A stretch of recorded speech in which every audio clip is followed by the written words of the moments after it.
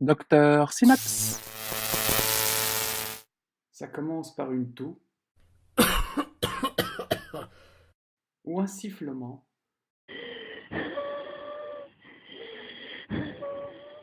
Très rapidement, tu ressens une oppression thoracique. Ta fréquence respiratoire s'accélère. Tu es à court de souffle. C'est une crise d'asthme. Dans le monde, 300 millions de personnes souffrent d'asthme et 250 000 en meurent chaque année. Pourquoi certaines personnes deviennent asthmatiques et comment cette maladie peut être mortelle? Tout d'abord, la trachée, le poumon droit, lobe supérieur, moyen et inférieur, et ensuite le poumon gauche. Ici, je dessine l'arbre bronchique. Nous allons considérer que le poumon droit est issu d'un patient normal, non asthmatique. Réalisons une coupe au niveau d'une bronchiole. Zoom. Plusieurs couches sont importantes à identifier. D'abord, la musculeuse et la muqueuse en vert. Et en contact avec la lumière, les glandes. Chez un asthmatique, ce sont les triggers ou facteurs déclenchants qui vont provoquer une crise d'asthme. Sur le poumon gauche, je vais représenter une crise d'asthme. Et une deuxième fois, nous allons zoomer sur une bronchiole. Nous remarquons cette fois-ci que la musculeuse est bien plus épaisse. Nous avons un spasme musculaire qui va rétrécir la lumière de l'arbre bronchique. De plus, l'inflammation de la muqueuse va accentuer cette diminution de la lumière. En plus, l'inflammation va entraîner l'augmentation des sécrétions des glandes. Ces trois éléments, le spasme musculaire, l'inflammation de la muqueuse, ainsi que les sécrétions des glandes, vont diminuer de façon très importante la lumière des bronchioles, causant une difficulté de sortie d'air des alvéoles.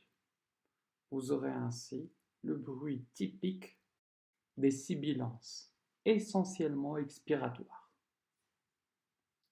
Notez que les crises d'asthme sont aussi associées à des lésions de l'épithélium bronchique. Ceci conduit à une mise à nu de la membrane basale et à la pénétration des allergènes ou agents irritants, accentuant le bronchospasme et l'inflammation.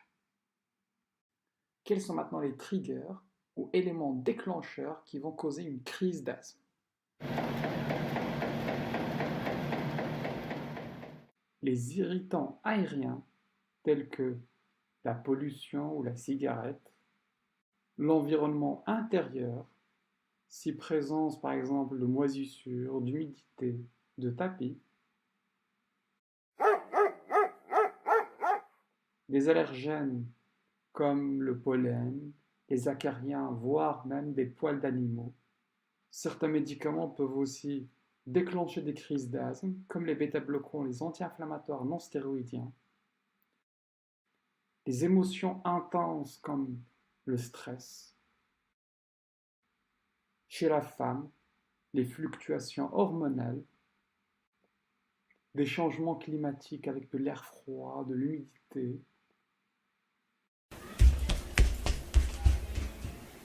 Aussi, l'exercice physique peut provoquer une crise d'asthme.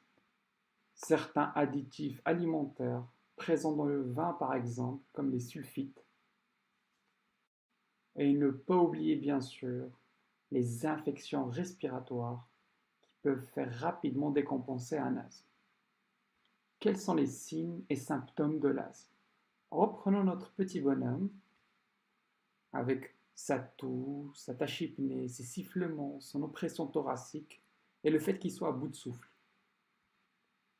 L'auscultation pulmonaire peut révéler des sibilances diffuses, souvent expiratoires, à la différence de l'obstruction des voies aériennes supérieures, où vous pouvez trouver des sibilances qui sont plus importantes au niveau du cou et diminuent au niveau du thorax. Pensez aussi à réaliser des examens extrathoraciques, à savoir explorer les sinus. La présence de polypes nasales devrait faire suspecter une mucoviscidose ou un syndrome de Widal, caractérisé par une triade associant asthme, polypose et intolérance à l'aspirine. Au niveau de la peau, la présence d'une dermite atopique est un facteur de risque d'asthme. Examinez également les doigts de vos patients. Si doigts en tambour, pensez aux pathologies pulmonaires interstitielles, un cancer pulmonaire et bronchiectasie, ainsi que la mucoviscidose. Comment fait-on le diagnostic de l'asthme?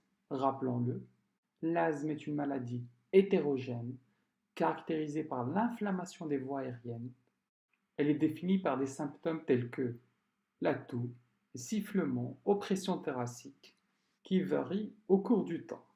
Et voici notre petit bonhomme qui a tous ces symptômes associés à une obstruction variable du flux expiratoire. Celle-ci peut être démontrée grâce à une spirométrie. VEM sur CV inférieur à 70%, c'est un syndrome obstructif associé à une réversibilité de l'obstruction, c'est-à-dire on va mesurer en tout premier le volume expiratoire maximal en 1 seconde. Donnez 2 à 4 puffs de bêta-2 mimétique. Attendez ensuite 10 à 15 minutes. Si augmentation du VEMS de minimum 12% en valeur absolue, associé à une augmentation du VEMS de 200 ml, vous êtes face à un asthme.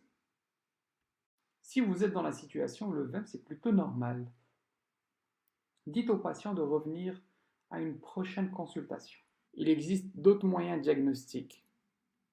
Et voici le débitmètre de pointe. C'est un appareil qui mesure la vitesse maximale du souffle. Débit expiratoire de pointe. C'est un appareil pas très cher, compris entre 20 et 30 euros. Dites au patient de s'en procurer et de faire des mesures 2 fois par jour, matin et soir, et cela pendant 2 semaines. Si présence de mesures à plusieurs reprises avec une variabilité supérieure à 10 voire 20%, vous aurez probablement diagnostiqué un asthme. Il y a aussi un autre test qui est un peu plus hard, qui est la bronchoprovocation avec de la métacholine. C'est-à-dire qu'on va provoquer une bronchoconstriction grâce à un histaminolibérateur, permettant de diminuer le VEMS à plus de 20%. Quelquefois, les symptômes et l'histoire sont fort suggestifs d'un asthme. Un traitement d'épreuve peut être envisagé. Et on verra après. La prochaine vidéo sera consacrée à un sujet super intéressant, qui est la prise en charge d'une crise d'asthme. À très bientôt. Merci d'avoir suivi cette vidéo. N'hésitez surtout pas à me communiquer vos questions, vos éventuelles remarques et de me proposer les sujets qui vous intéressent.